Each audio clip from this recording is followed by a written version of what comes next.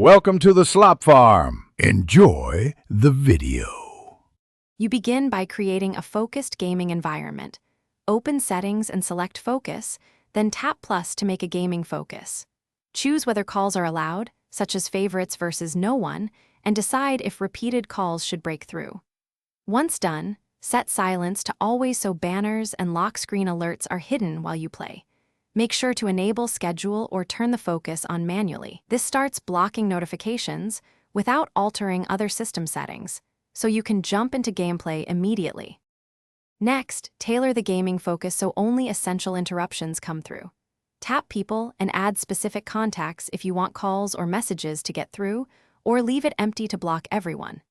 Then tap apps and add only game-related utilities, removing social and messaging apps that create banners.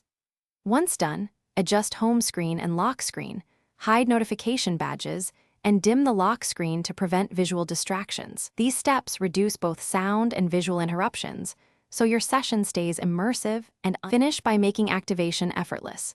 Add a gaming focus tile to Control Center or create a Siri shortcut for one-tap enabling.